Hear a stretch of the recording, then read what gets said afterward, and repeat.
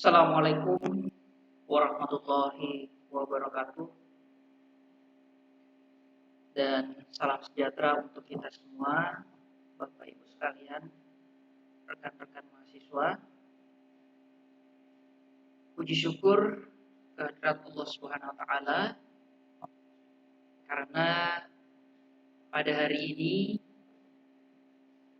kita masih diberikan kesehatan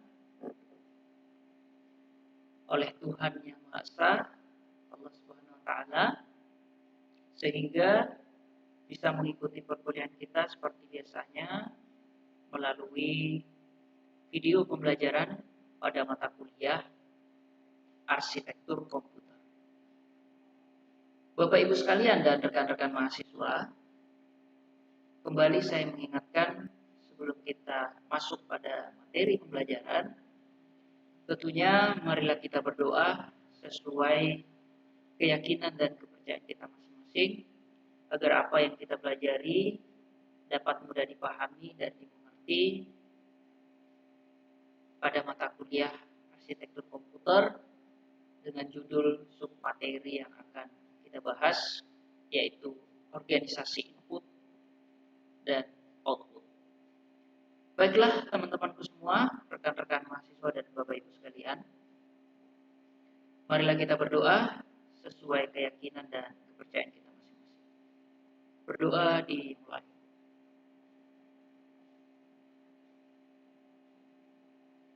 Selesai.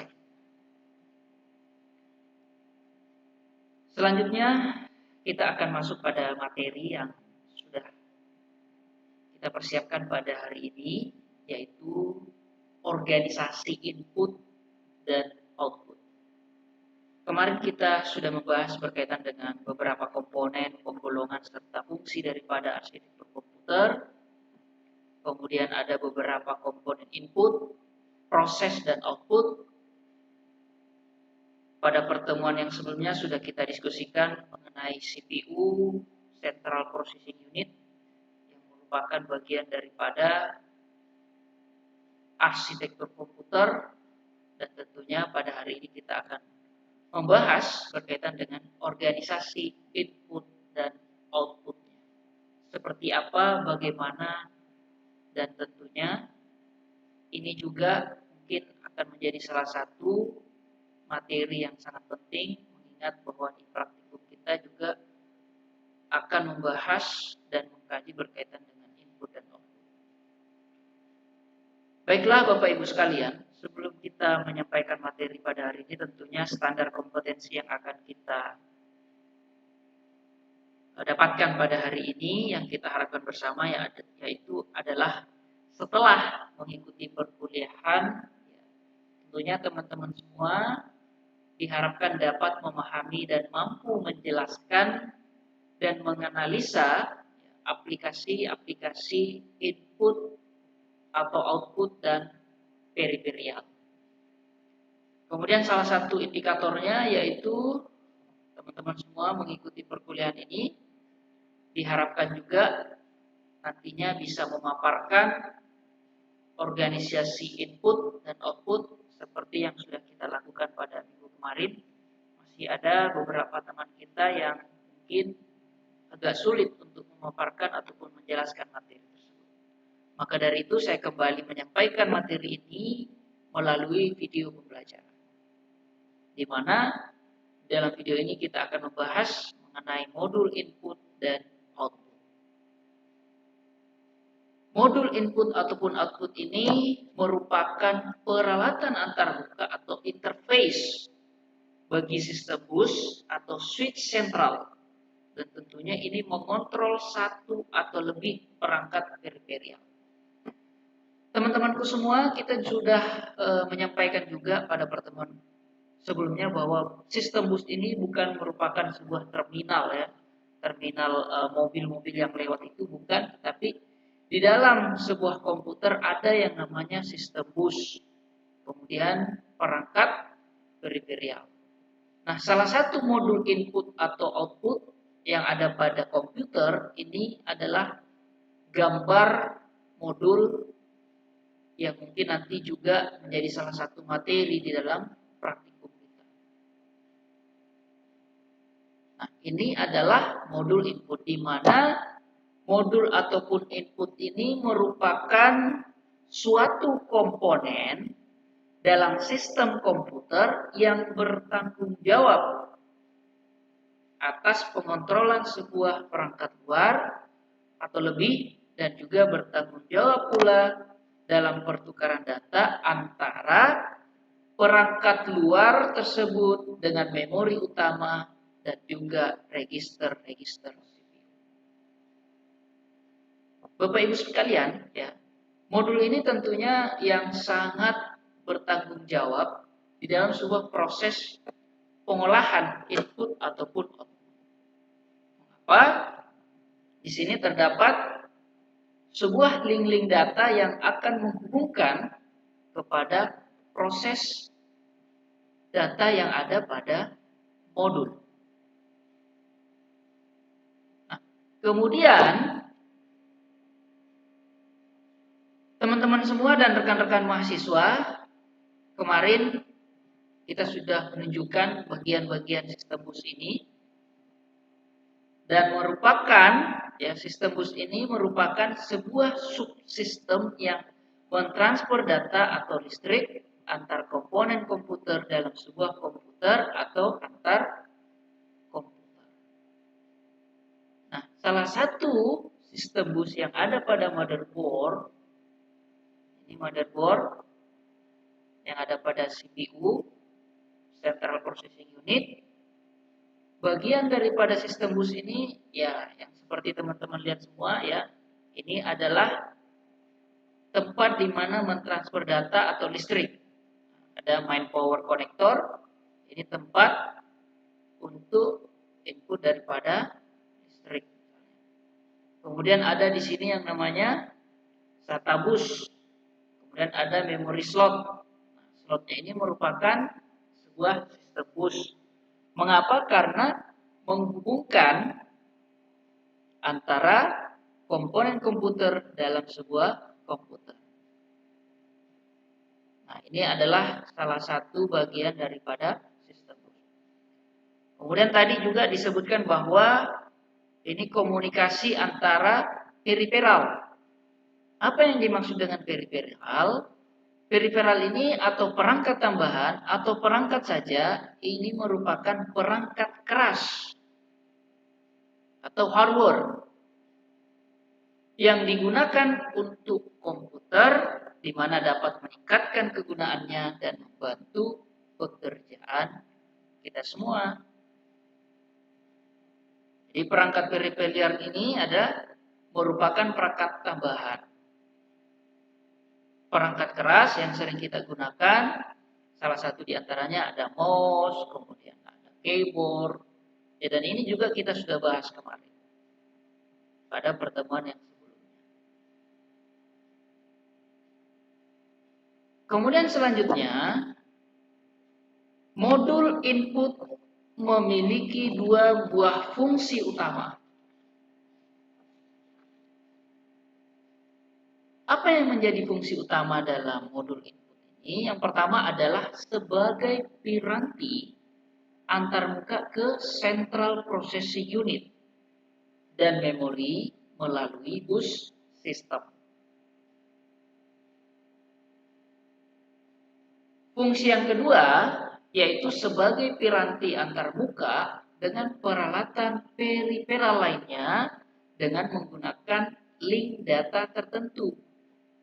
Maksudnya apa? Yang pertama adalah sebagai piranti antarmuka ke CPU dan memori melalui bus sistem. Teman-teman semua sudah melihat ini bagian daripada bus sistem. Nanti ada yang namanya AGP slot, tempat di mana VGA ini dipasang. Ini merupakan sistem bus. Lalu komponen yang terkoneksi dalam sebuah komputer, salah satu diantaranya ini, sehingga dikatakan sebagai piranti antarmuka atau yang menghubungkan ke memori melalui bus sistem. Kemudian juga ini merupakan peralatan peripheral lainnya dengan menggunakan link data. Artinya piranti antarmuka. Di sini ada soket atau slot yang menghubungkan ke peripheral dengan menggunakan link data tertentu. Contohnya misalnya menggunakan kabel VGA ke monitor, ke perangkat keras. Ini adalah fungsi utama dalam sebuah modul input dan output. Kemudian berikutnya adalah sistem masukan dan keluaran komputer. Bagaimana modul input ataupun output dapat menjalankan tugasnya? Caranya yaitu menjembatani CPU dan memori dengan dunia luar.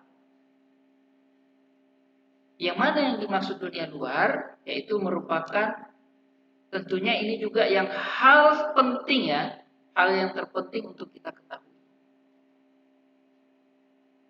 Kenapa? Karena inti mempelajari sistem output input ini yaitu adalah mengetahui fungsi dan struktur modul input, output, ya. Jadi mengetahui fungsi dan struktur modul input dan output. Seperti inilah sistem masukan dan keluaran. Masukannya ada di link peripheral. Contohnya misalnya ini, masukannya adalah salah satu di antaranya perangkat keras menggunakan kabel monitor. Kemudian diolah oleh yang namanya modul input. Di dalam sebuah modul input ini ada yang namanya address lines, data lines, control lines, di mana ini semua terhubung kepada bus system. Ini maksud daripada sistem masukan dan keluaran komputer. Kita ketahui bersama bahwa ya fungsi modul input tadi, input dan output ini merupakan suatu komponen dalam sistem komputer yang bertanggung jawab atas pengontrolan sebuah perangkat luar atau lebih, dan juga bertanggung jawab dalam pertukaran data antara perangkat luar dengan memori utama ataupun dengan register-register CPU.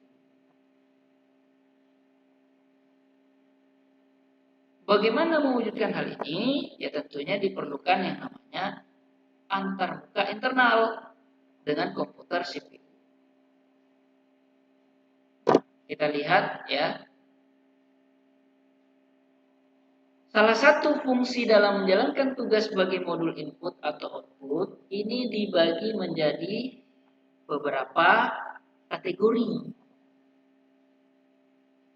Kategori diantaranya yang pertama ada yang namanya kontrol dan pewaktuan atau biasa disebut dengan control and timing.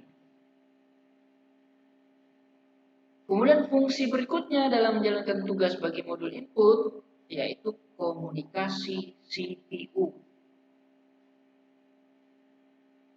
Selanjutnya ada yang namanya komunikasi perangkat eksternal, data dan dari luar. Ada yang namanya pembufferan data.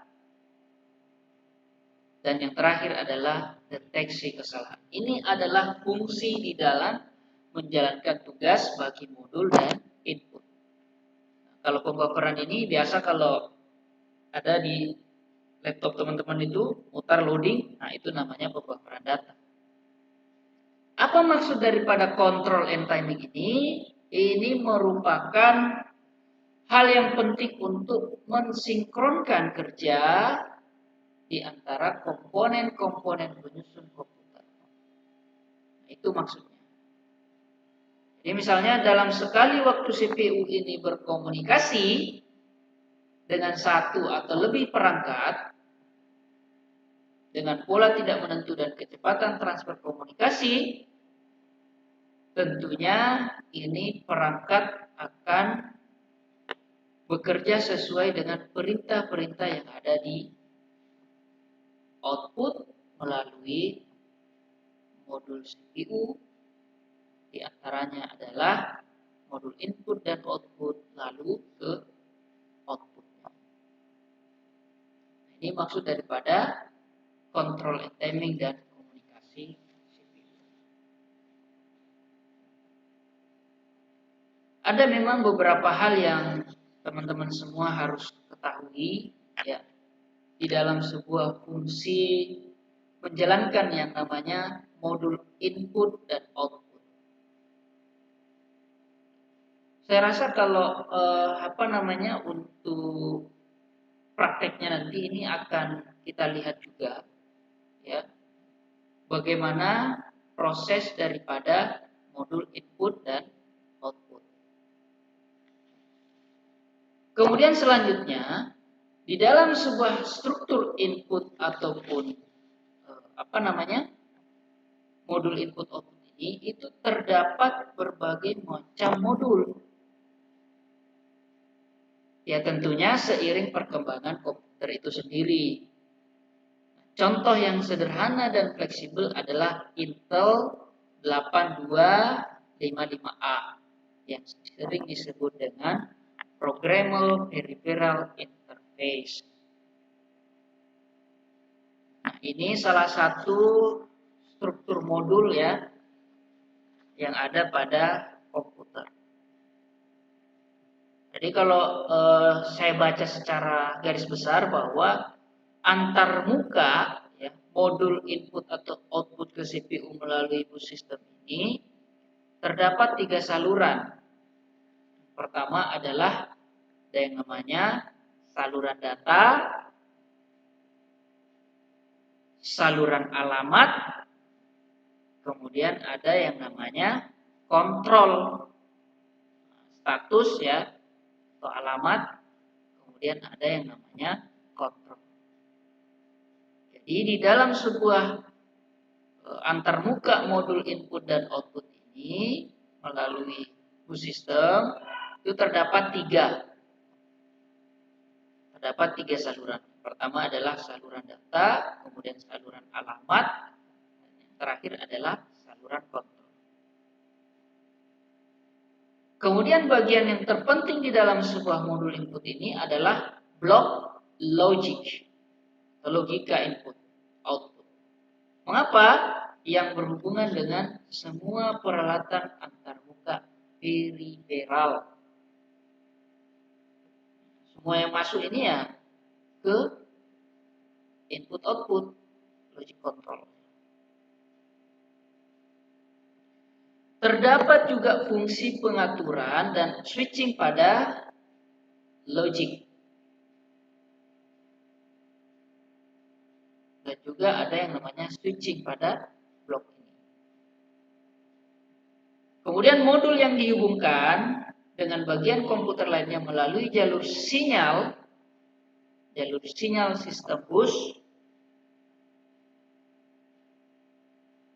maka data yang ditransfer ke modul dan dari modul itu dibufferkan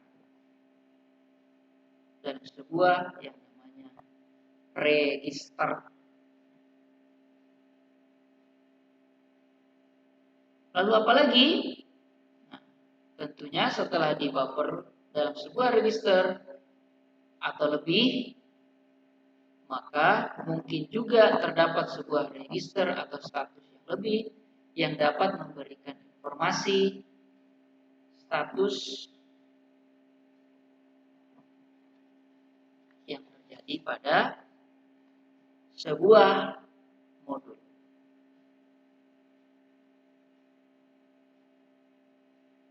Modul input atau output ini berfungsi juga untuk memungkinkan prosesor memandang perangkat dengan cakupan luas dengan cara yang begitu sederhana. Inilah fungsi utama daripada modul input dan output. Kemudian yang terakhir yang mungkin akan saya jelaskan adalah teknik masukan atau keluaran. Jadi terdapat 3 teknik dalam operasi input atau output. Yang pertama adalah input terprogram atau outputnya terprogram, kemudian interrupt, driver, dan yang terakhir adalah direct memory access. Ini adalah teknik masukan daripada input dan output. Ada namanya transfer data, baik itu dari software kemudian hardware. Dari sini terbagi lagi menjadi beberapa instruksi daripada masukan ataupun keluaran input. Mungkin itu saja dulu yang bisa saya sampaikan pada pertemuan kali ini. Mudah-mudahan apa yang kita pelajari, apa yang saya sampaikan bisa dipahami dan dimengerti. Dan terakhir, sebelum saya tutup video pembelajaran ini, saya memohon maaf apabila ada kata-kata atau kalimat yang saya sampaikan menyakiti teman-teman semua. Saya memohon maaf.